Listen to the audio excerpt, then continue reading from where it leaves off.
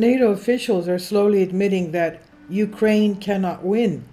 Despite Ukraine continuously launching men and equipment at Russia's defensive lines, the country has not achieved significant progress. As a result, there seems to be a shift in the Western perspective on the conflict. U.S. media is now recognizing that the Ukraine conflict might not turn out as victorious as previously portrayed by Western leadership. One media outlet even quotes experts who openly admit that Ukraine is unlikely to defeat Russia on the battlefield. Moreover, these experts assert that Russia never intended to conquer Ukraine or expand westward after their special military operation. Stephen Myers, an Air Force veteran and former State Department advisor, shared his views with the mainstream media, stating that Russia's tactics are far from being aimed at conquest. This perspective challenges the previous narrative promoted by Western media and governments, which suggests that Russia could potentially attack other European nations after their special operation in Ukraine. Myers adds that Russian President Vladimir Putin's sole objective was to prevent Ukraine from joining NATO. Myers said, strategically, this war was lost by both sides before it started. It will end in stalemate, which I now think is Putin's intent from the get-go, he said. Additionally, Myers highlighted the unrealistic expectations set by NATO, the US, and Ukrainian President Volodymyr Zelensky regarding the potential outcomes of their tactics. Despite the challenging circumstance on the ground, Zelensky has consistently pledged to restore Ukraine to its pre-2014 borders. In other words, he wants to get Crimea back as well, even though achieving such a goal appears nearly impossible. Myers said, President Biden, NATO, and Zelensky have trapped themselves in a catch-22 of their own making, unable to deliver on unrealistic expectations they created. It's worth noting that Myers had previously advocated for mediation to bring an end to the conflict in February. At that time, he expressed the urgency of the situation, emphasizing that Ukraine was facing a desperate situation and calling for an end to the tragedy.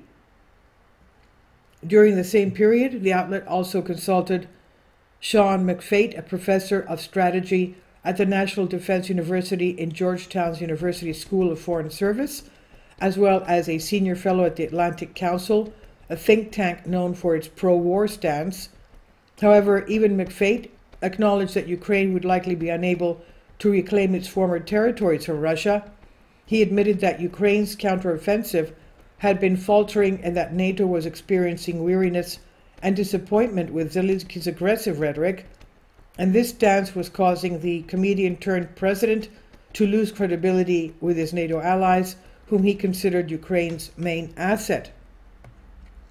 According to McFate, Zelensky found himself in a difficult situation, unable to secure a clear victory, yet unable to afford defeat either, and the professor criticized the idea of providing more weapons to Ukraine with the expectation that they could achieve victory, deeming it to be the definition of insanity, quote-unquote.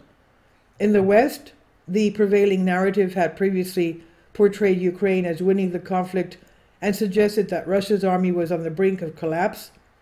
Additionally, it had fueled hopes for the imminent Ukrainian breakthrough. However, as months passed, with repeated claims but little progress, the narrative seems to be undergoing a significant shift.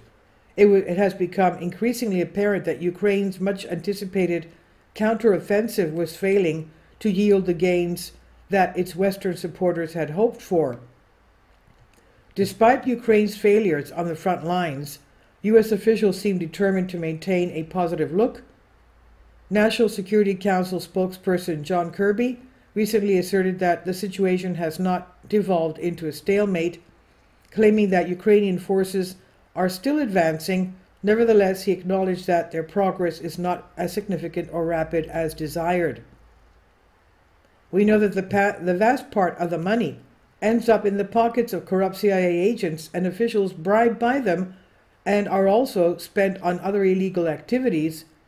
And here's a list of CIA agents smuggling arms to Ukraine. On Tuesday, reports emerged of the commencement of the main thrust, quote-unquote, of Ukraine's counteroffensive, with thousands of reserve troops deployed to the front line. However, no significant breakthroughs against Russian forces have been reported.